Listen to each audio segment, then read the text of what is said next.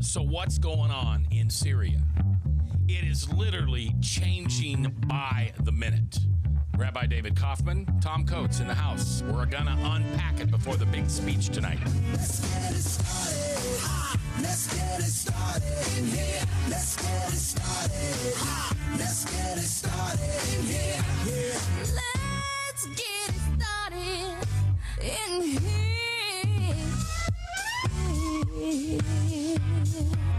Welcome to The View from a Pew, a conversation among Christians who are out to grow their faith by asking the simple questions, the tough questions, and the stuff you really wish your pastor would talk about. Come on now, let's reason together. It's your voice we want to hear. The phone lines are open, so join the conversation. Call 855-244-0077. That's 855-244-0077. Now, here's your host, J. Michael McCoy. 4 minutes after the hour, and we're thanking you for taking the time to listen today to a radio program called The View from a Pew. It's kind of one of those deals where, as the pastor, the rabbi, gives his sermon, you would like to stand up and hold your hand and say, "Excuse me, can I ask a question?"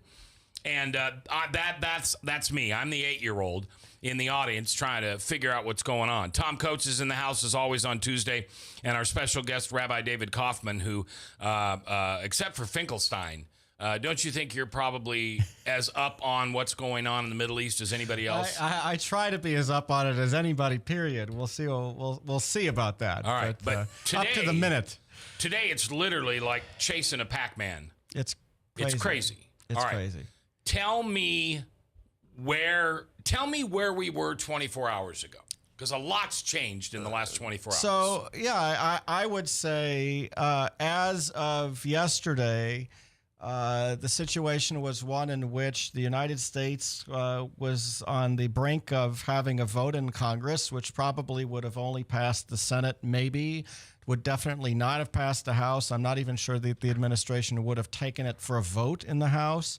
And that they would have conducted some sort of limited military strike, and I don't know that anybody knows what that would constitute. Well, they would have had the vote today, and then the president would have gone on the television tonight at 8 o'clock, our time, Central Time, and tried to what? Convince, sell, advise?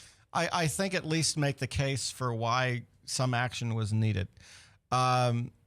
I think as of yesterday afternoon, there was a belief that the Russian leadership had basically offered a new opportunity to avoid military action of any sort in Syria. The Russians. The Russians. Now, there's a reason that the Russians would want to do that, and I'm not sure that they fully understood what they were doing, which is part of why they've backed off. Neither the Russians nor the United States want chemical weapons, biological or chemical weapons, freely available in Syria. The clear and present danger that would have U.S. special forces invading Syria at a moment's notice is those weapons stores becoming available to Muslim Brotherhood and Al-Qaeda operatives. All right, hold on, stop. Just hold on. Talk to me like I'm an 8-year-old. But if we go in with the military strike that Obama says he wants to do, we're knocking out the government that has those chemical weapons. Well, this is part of why there's been a question of what targets exactly we were going to strike. I mean, the administration has already said it's not going to attack the chemical weapons stores. They have no intention of doing anything that's going to result in regime change. And so then the question is, what are they going to strike? The U.S. has the ability to hit a number of fixed targets that potentially would not affect regime change, but that we don't want in the hands of either the rebels or the government. So, for example, there are nuclear facilities in Syria. The Israelis struck one of them in 2007, the Al-Khaybar reactor, which evidently has undergone some renovations since then. And there are other targets, nuclear facilities, that are problematic potentially to be in the hands of the Syrian government, which is also, going to remember, allied with Iran, or for sure in the hands of Muslim Brotherhood and Al-Qaeda rebels. I mean, we definitely would not want those falling into the wrong hands. So we're dealing with a situation in which there are targets. Now, are those the targets that the administration was talking about hitting? I have no idea. That I think is where real confusion is. But the Russians are in a position in which the Russians are theoretically Syria's protector. And if the United States can simply attack Syria, any targets whatsoever, with impunity, it makes the Russians look very weak. So the Russians do not want the U.S. conducting attacks at all. Well, there's obviously a lot of facets to this thing, Rabbi. One of the things that's just come out in the last few days is that the rebels themselves admit that they have the same gas, the nerve gas and the sarin that they accuse. And of course, the Syrian government right now with Assad does have it. But there's been intelligence. Putin has said it. The Germans have intelligence now that show that the Syrian government did not order the gas attacks. That it may well have been the rebels themselves who were on the losing end of this conflict that were trying to draw in outside forces to reverse the whole thing. And that's because one of the discoveries was that this was more of a homemade device that delivered the gas. And who are the rebels? And when Putin just in the last few days said our Secretary of State John Kerry was lying, it was in response to a question that he got from the briefings, where it said, "Isn't Al Qaeda an increasing force within the rebels?" And Kerry said, "No, just the opposite. They're a decreasing force," and that's where Putin was said he's lying. Fundamentally, the American people are very skeptical. They've looked at what the Obama administration has wrought, the Arab Spring, the change from the government. Nobody's saying that the dictator who was in charge of Egypt was a good guy, but he was a stable force, and he was supplying Israel with 40% of their natural gas. The Muslim Brotherhood took over, and things went to hell in a handbasket. Same thing with Libya. The Libyan government, Gaddafi, nobody says that he was a good guy either, but he was a stable force, and when they took him out, the same rebels that we supported then later killed our own ambassador and 3 other people. We have not seen positive regime changes there, and I don't think, as much as we don't like Syria and their partners Iran, that anybody thinks that al-Qaeda-led rebels are going to be a better alternative. What do you think? Well, look, I think there's a reason that the Obama administration has said that they're not in favor of regime change. I think it'd be crazy for us to do that. Was it crazy in Libya and Egypt?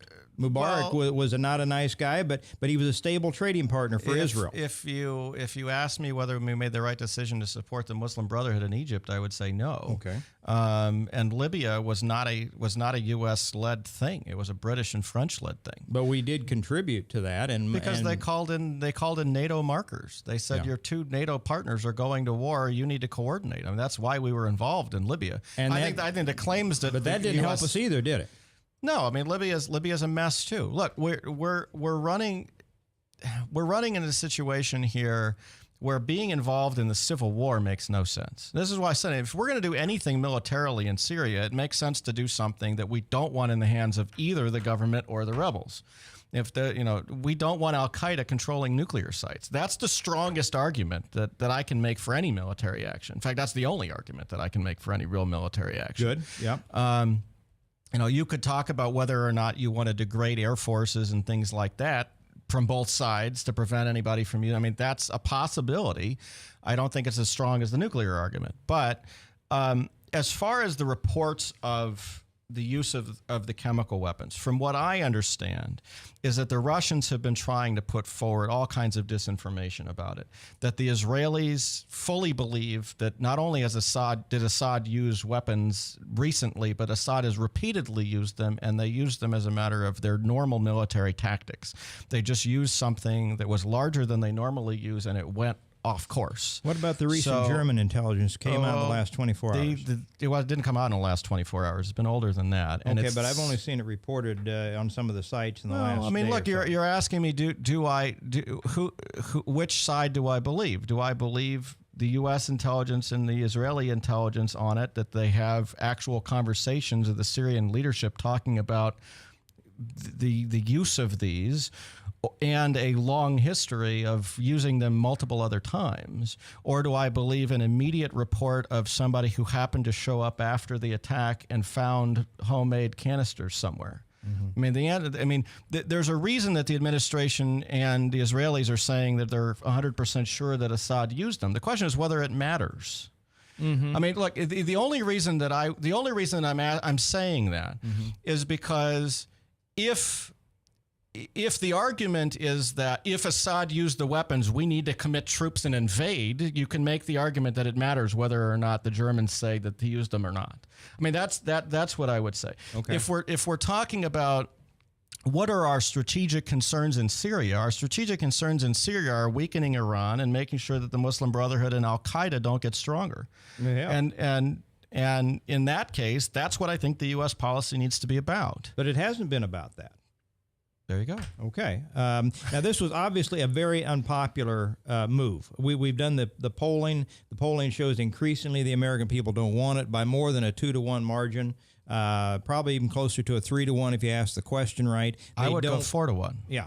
But I'm thinking closer to 80% are opposed. Yeah, but the latest polls show better than a 2-to-1 anyway. I think I think it depends on how you ask the question. I think some of these questions have been asked so that the administration looks less unpopular than what it is with this action. Okay, so he's in a box. He's not going to get. You've laid out the case correctly. Probably doesn't even get it voted in the full Senate right now, but certainly won't get it in the House because many of their own party Democrats that are up for re-election in the House will not go against that overwhelming an issue of major import to the U.S. people. They want to get reelected. They care about Obama, but not to the point of losing their own seat. Yeah. So he's in a box. If Putin hadn't come up with this idea for the Syrian government, which they now have agreed to, the Syrian government has now agreed to work. Kind of. But yes and no. And it may take a while. Well, no, wait, hold on. I want to stop there. All right. What do you mean, yes and no? What I mean is that the Syrian government is going to say they're agreeable to anything that's going to hold off a U.S. military strike. The Russians have proposed something very ambiguous that's simply on the table. The Russians say, if you agree to this, we'll get the Americans to back off.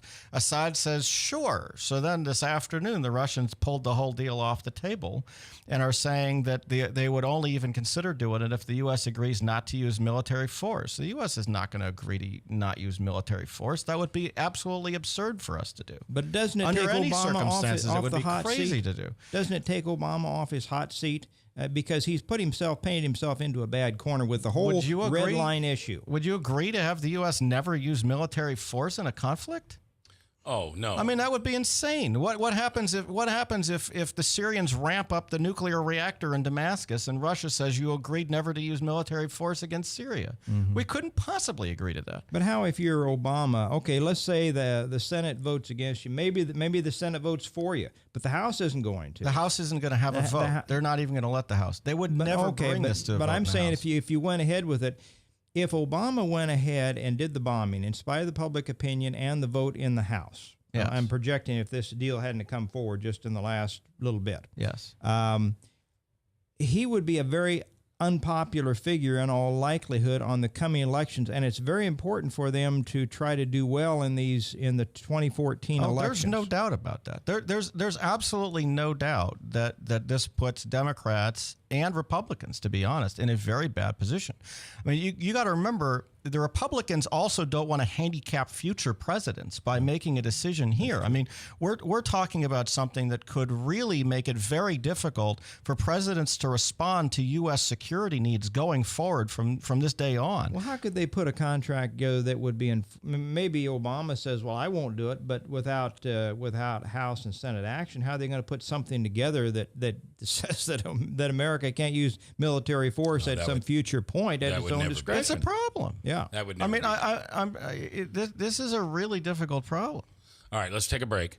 When we come back, Rabbi David Kaufman, along with Tom Coates, we continue to unpack what's going on in the Middle East. Literally, something's probably changed since the last 15 minutes we were on the air. Of course, David is checking his sources, which is called a smartphone, to find out if anything has changed. Do you think? I'm gonna look. Do you think we should strike Syria? I want to hear from you. It's your voice I want to hear. at 1-855-244-0077, live here on KTIA, powered by webcast1live.com. If you choose to obey the power of sin, it leads to death. If you choose to obey obedience, it leads to righteousness. Forgiveness is just the beginning of life in Christ. God wants us to live for Him now. And because of Jesus Christ, the gospel was preached, and you and I are blessed today because of Abraham. Did you know that? We're blessed. Experience Truth, 99.3 FM. Yes, now your favorite programs on Webcast One Live can all be watched and listened to on any Android or Apple device. Your phone, tablet, or iPad. Yes, your favorite shows on Webcast One Live are available live or on podcast wherever you go.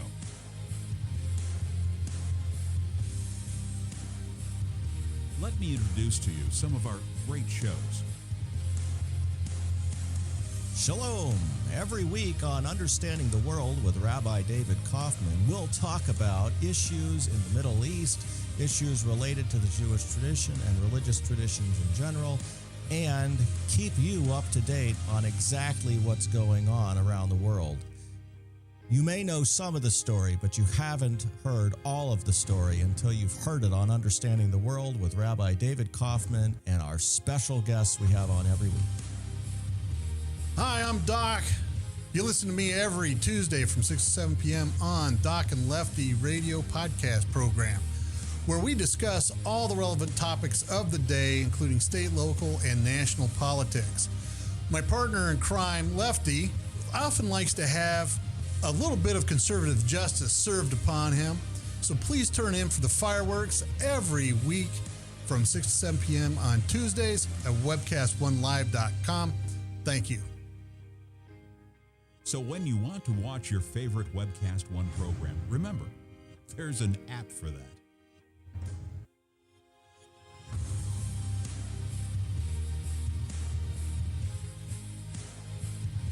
You know, there's an app for that.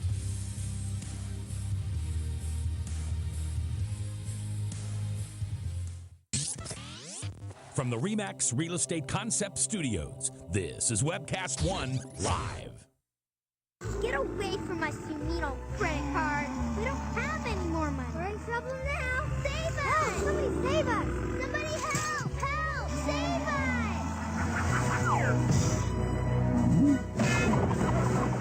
us! Hi, I'm Tom Coates from Consumer Credit of Des Moines. If your credit card's a little too animated, give us a call. Hooray! We're saved! Consumer Credit! You're our hero! We've got questions. You've got the answer. Join the conversation. It's your voice we want to hear. So call 855-244-0077. Now, here's J. Michael McCoy. 21 minutes after the hour on this Tuesday for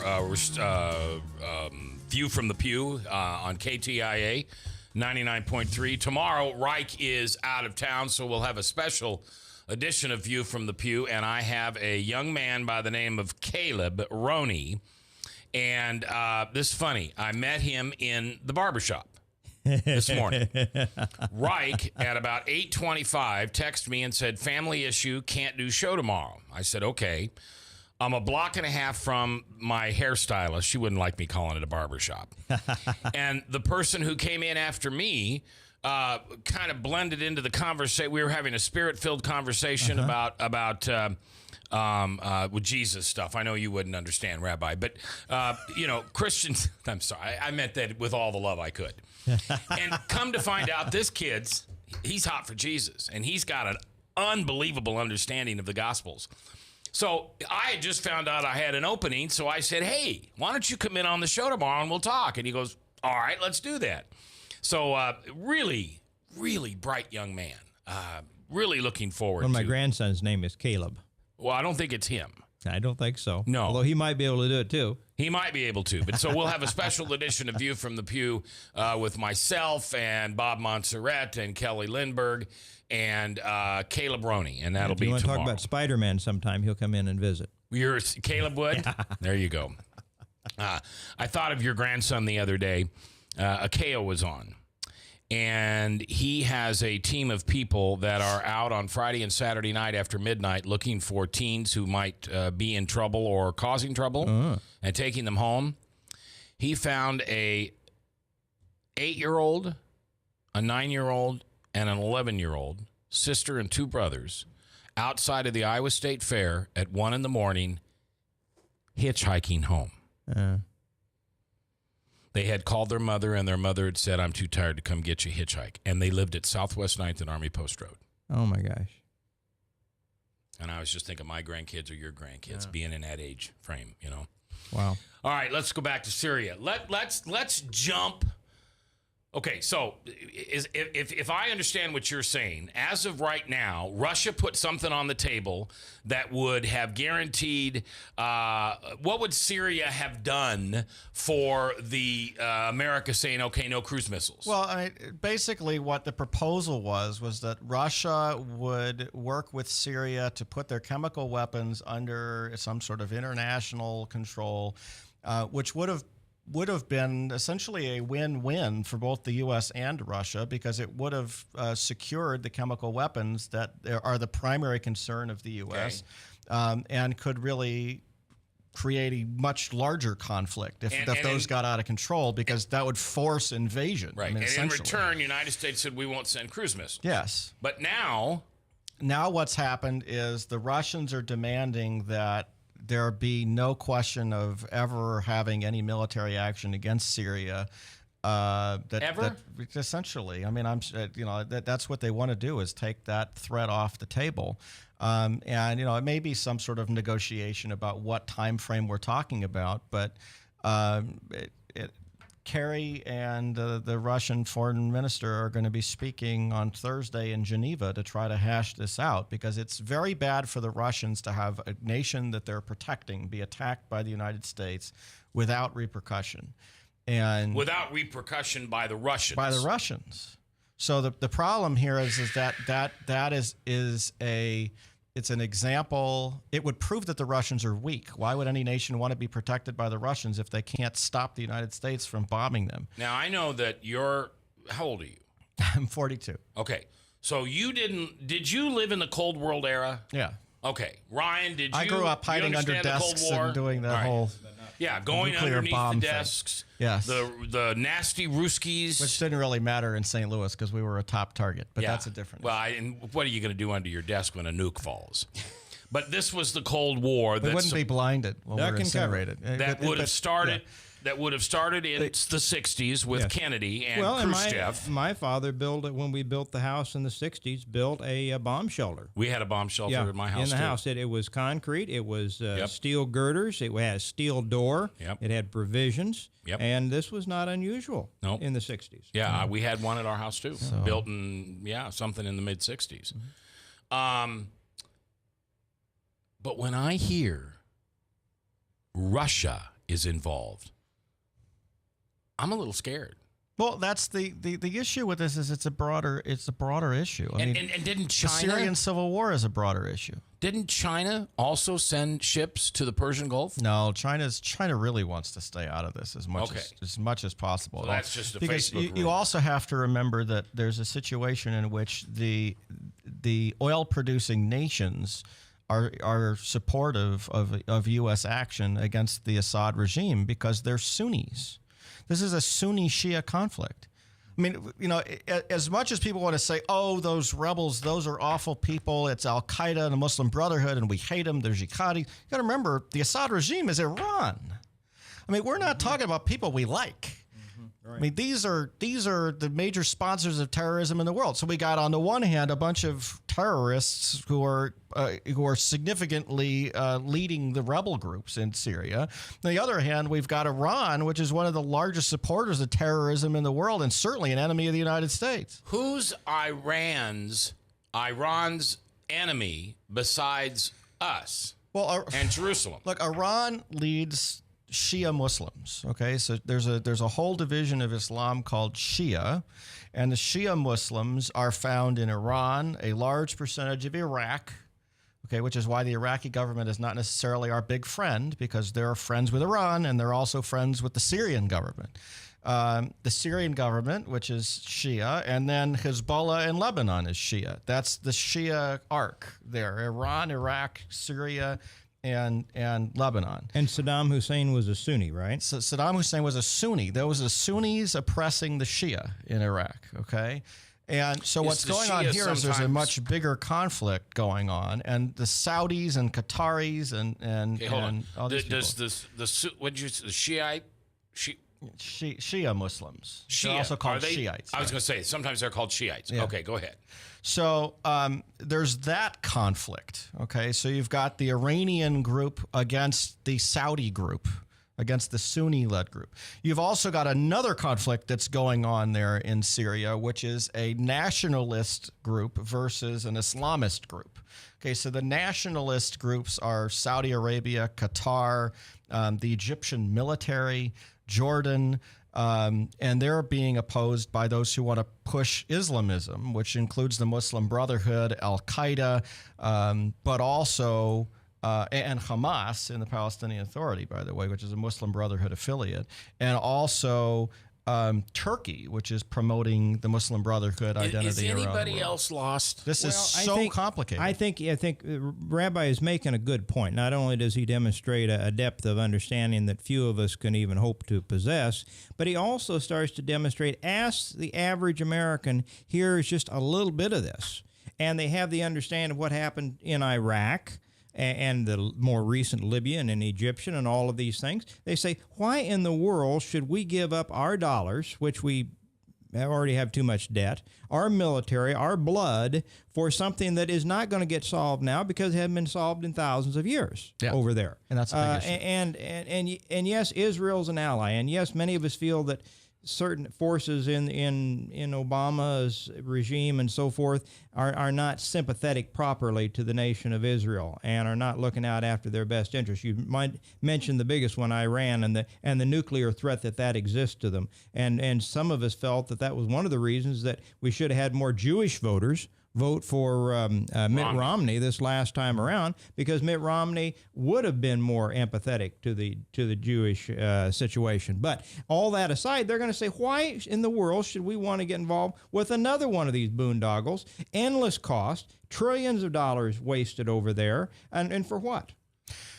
Well, look, we get slowly. Okay, well, I'll set aside the issue of Obama and Romney now because we just don't have time to address that. I mean, I think you could make the argument that the president has given more military support to Israel and all that, and people do make that argument, but I don't want to get into that because we don't have time. The real issue here is we have a civil war ongoing between two of the major enemies of the United States and the West. We definitely good. Let them kill each other. That's what we did with Iraq and Iran for 8 years. Yeah, that's why we propped up Saddam Hussein, because Iran was the bigger threat, and we just let them bleed each other for 8 years. Am I right? We definitely don't necessarily want to let either one of them get very powerful. Okay, but it's in our interest to pay attention to what's going on there. We certainly do not want either one of them grabbing chemical weapons and saying, hey, let's bring them to London or Paris or Tel Aviv or Washington, D.C. or Los Angeles or anywhere else. The concern of chemical weapons getting loose in this conflict is so massive, I can't even begin to tell you. Hezbollah has already blown up the U.S. military barracks in Beirut in 1984. I mean, these are people who've used force against the United States. You've got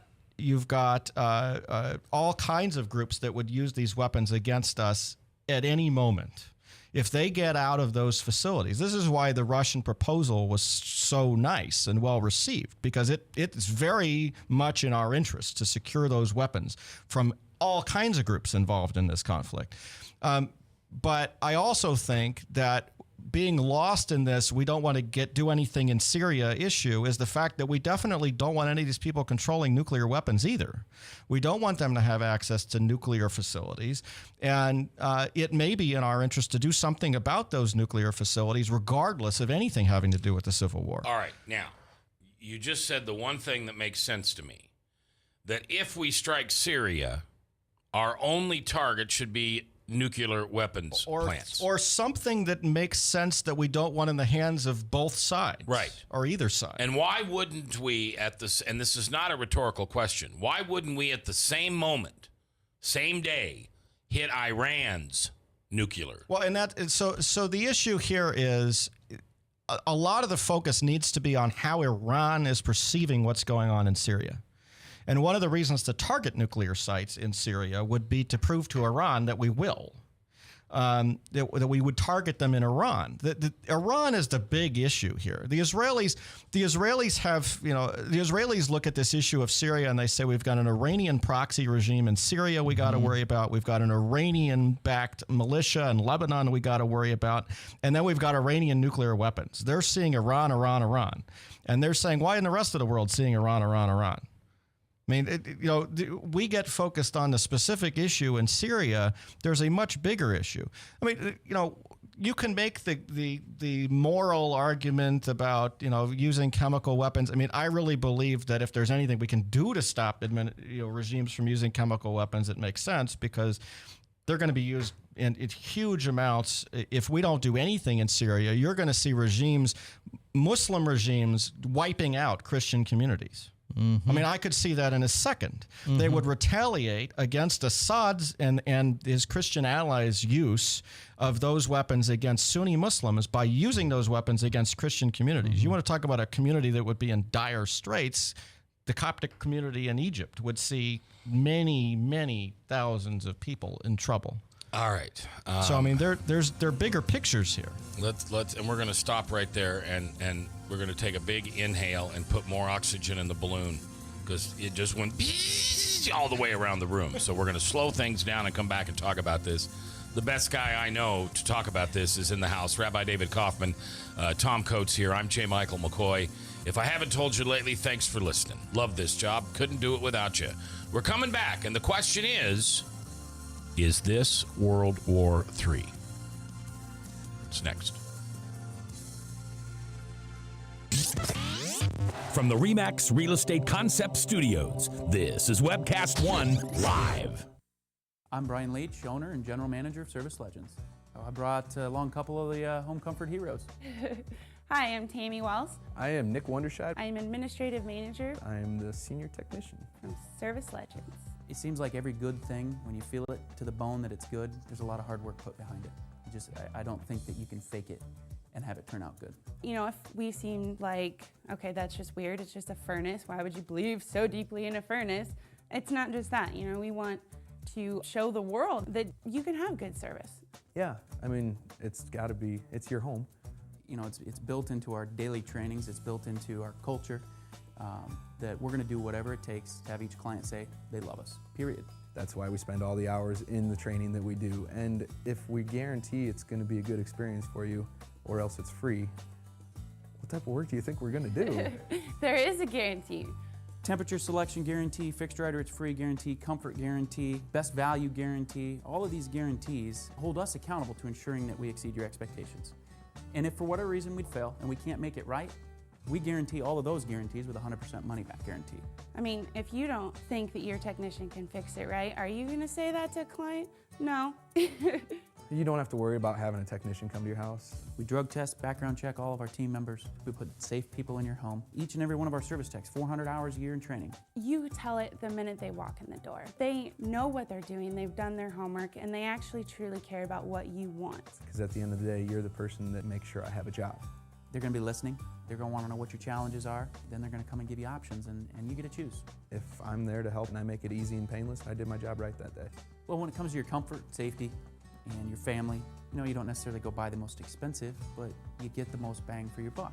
Oh, it's worth it because there's a lot of people that will find a way to get it to work right now and then leave and then come back, charge you again, and the cycle just repeats itself. So when I'm out there looking at the furnace, I want to find why it failed today. How can we change the part today with something that you're not going to have to worry about?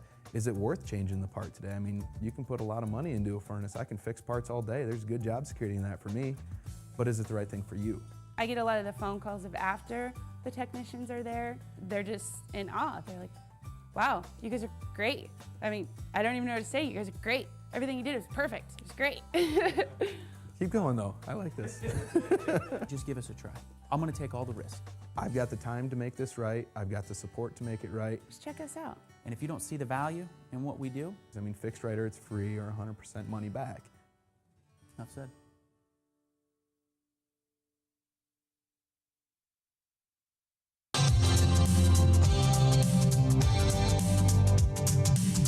We're the ones in the pew, not pulpit. Come on now, let's reason together.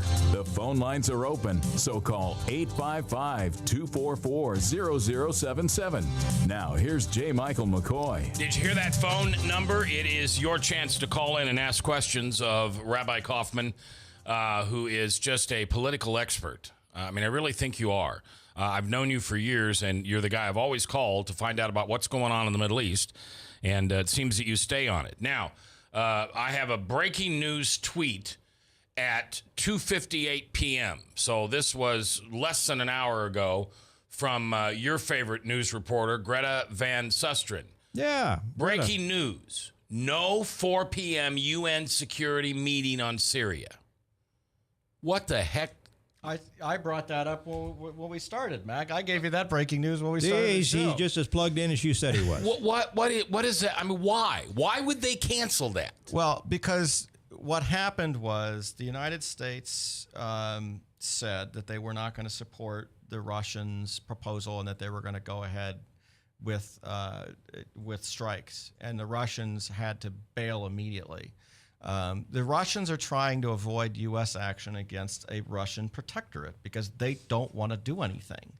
And yeah, you're right. At 3:11, Russian withdraws request for emergency UN Syria meeting. And so what's going on here now is that it makes sense for Russia to try to intercede, but they cannot publicly take a stand against Syria. So a vote in the Security Council really about anything that cripples Syria would be a bad thing. A bad thing for them. For Russia. For Russia. All right. But working with the United States privately outside of the Security Council, it is greatly to their benefit to avoid U.S. action against a Russian ally.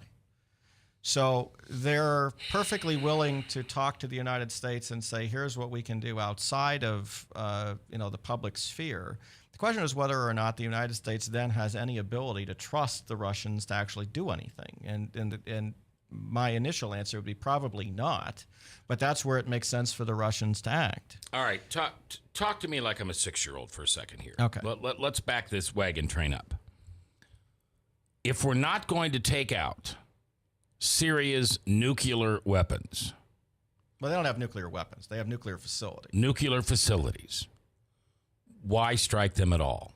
Isn't it just a bully's pulpit? The thing that made sense is if you wanted to say we're going to respond to the use of chemical weapons and you wanted to fire a warning shot to discourage them from doing it again, you do that immediately. Mm-hmm. That it made sense to blow up, some building or something along those lines after already saying, after already making the threat from the United States that we were going to do something if you do that. The red line.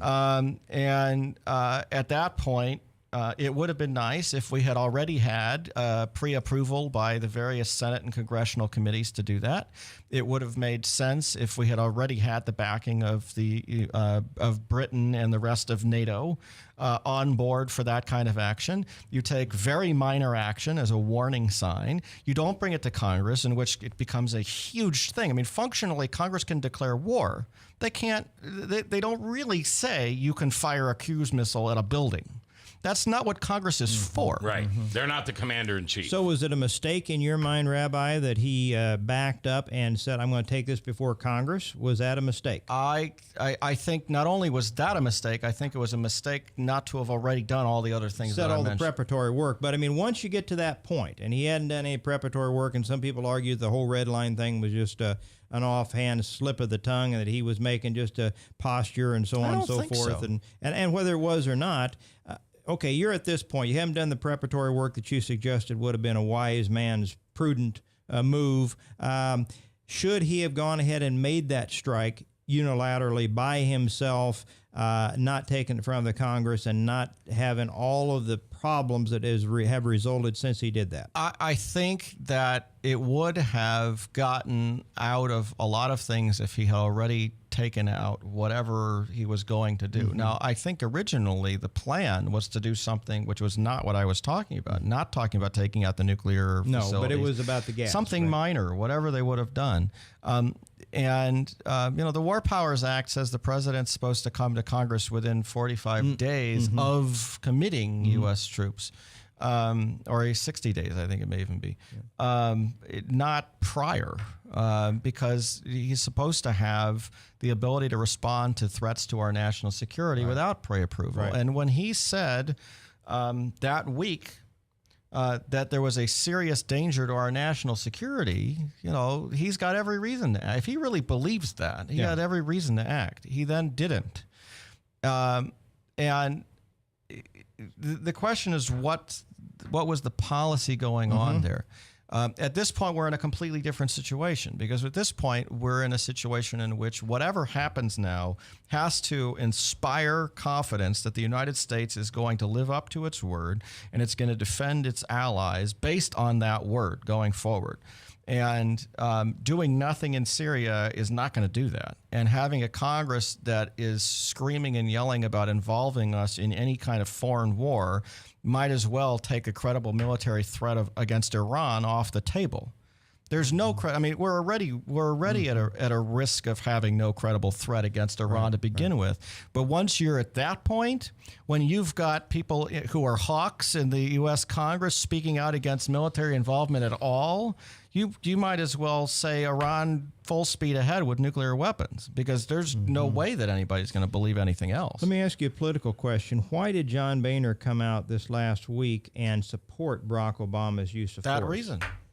The reason that I just said, look, we're talking about something that is going to undermine the confidence of the office of president, not just this president, the office of president, undermine the credibility of the United States to act militarily to stand up to its allies. We're talking about undermining the trust of friends and eliminating the fear of our enemies. There are major implications to doing nothing here. And I think that's one. I think the other thing is that there's an understanding among the people who are involved in the security apparatus that there's much more at stake here. And the problem is, because a lot of it is, I'm sure, classified, there's no way they can make that case to their constituents. There's absolutely no way that they can make the case to their constituents. Makes sense. And so the Congress people are saying, why is this in Congress? They're saying that, in essence, when they say, show us the evidence, you're saying that they're saying that knowing that they can't bring some of the stuff up. Absolutely they can't. Absolutely they can't. There's no, it's like asking somebody to prove that these 9/11 terrorists were involved, and they're doing it. We have all kinds of classified information that if we reveal not only our sources, but all kinds of other things we know. We just can't put that stuff out on the table, which is why if you really know there's a major security problem, you cannot bring it to Congress. You just can't do that. That decision put every single one of the Congress people in an extremely bad position. So who made Obama go to the Congress? Because you remember, wasn't it the walk in the Rose Garden that Kerry and everybody came out and said, we're going to do this, and Obama takes a walk in the Rose Garden and comes back and says, stop, we're going to Congress first? I think that at some point he realized that he would be in much the same boat as President Bush. President Bush had a 79% approval rating. Obama's less than 25. No, I'm just talking about the action, the specific Bush had action. 30 allies with him. Obama's got no allies. I'm just talking about the specific action, Mac. I'm talking about the fact that he would be attacking a nation based on reports of WMD use without having the backing of the UN Security Council. Functionally, this would qualify as an illegal war, okay? And not only that, but he wanted to say, if I can't get the backing of the UN Security Council, which for sure he had no chance of getting, that he would at least have the backing of Congress. But if they'd really put any thought into it, long-term thought here, they would have realized that that was an extremely bad decision. All right, when we come back, I'm going to ask you two questions. One of them is, and you just gave me the long answer, but I want the short answer. Why should we strike? Why shouldn't we strike? And the second question, I guess that'd be three. The third question is, what should Hillary Clinton be doing as the person who's going to run for president next? That's coming up next here on KTIA.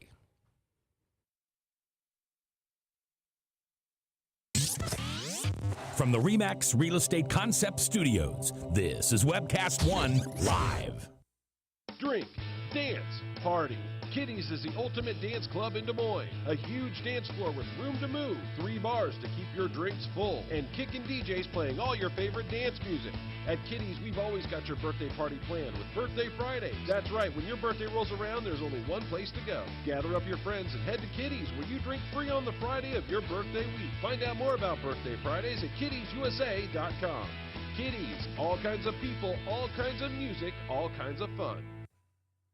Drug and alcohol addiction slowly steals a person's identity, tearing away pieces of their life little by little until one day it seems like the hope of a happy future is gone and there's no chance of getting it back. Here at St. Gregory Retreat Centers, we can assure you that there is hope. Our unique approach to recovery begins with the understanding that the dysfunction and damage caused by addiction can be overcome, not just dealt with. Don't let another day go by. Call St. Gregory today. If you choose to obey the power of sin, it leads to death. If you choose to obey obedience, it leads to righteousness.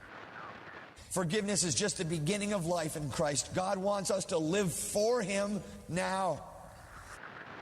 And because of Jesus Christ, the gospel was preached, and you and I are blessed today because of Abraham. Did you know that? We're blessed. Experience Truth, 99.3 FM. From the RE/MAX Real Estate Concept Studios, this is Webcast One Live.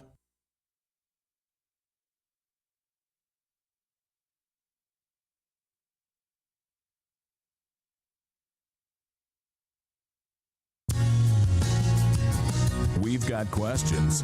You've got the answer. Join the conversation.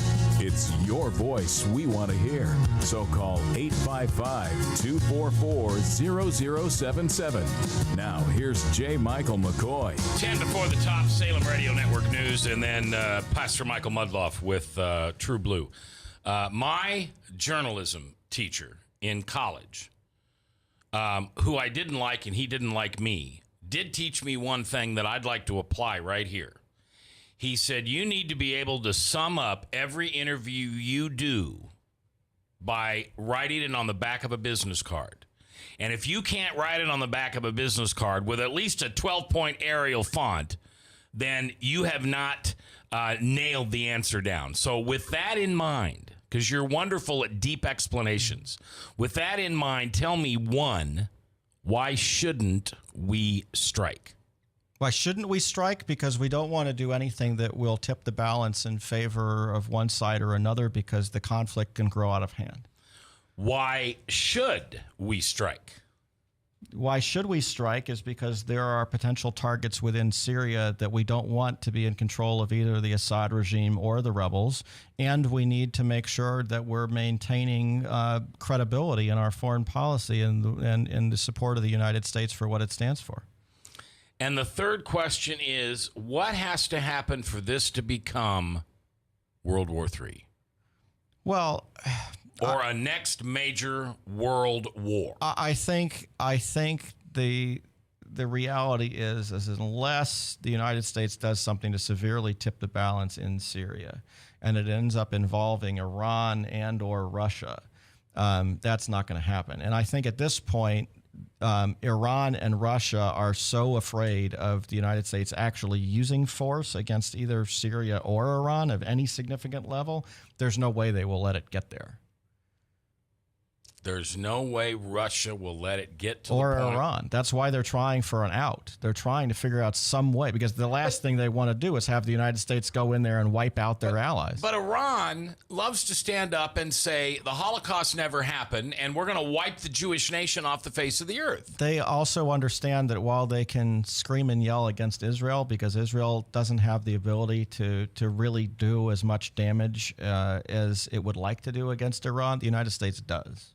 The United States does, and is Iran concerned that prior to them becoming a nuclear power, that they stand somewhat vulnerable? Once they gain the nuclear armaments that they have been seeking for a long time, that we or nobody else is going to be able to take that kind of punitive action without severe repercussions. And would you say that's fair? Absolutely. There is right now. There's absolutely no way that Iran wants to upset Israel or the United States for fear that they would act against their nuclear facilities.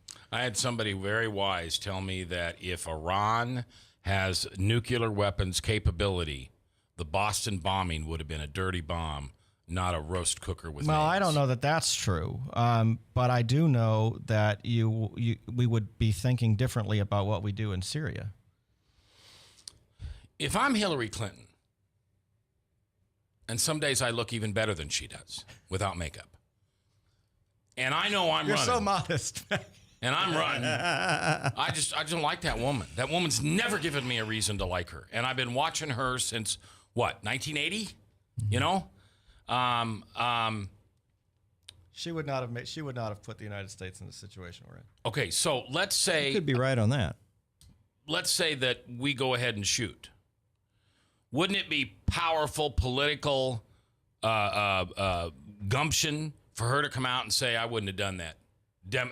Americans realize that not all Democrats as a president would have done what he did. This may be my first campaign position in the 2016 campaign, but that president was wrong in firing. Or the opposite.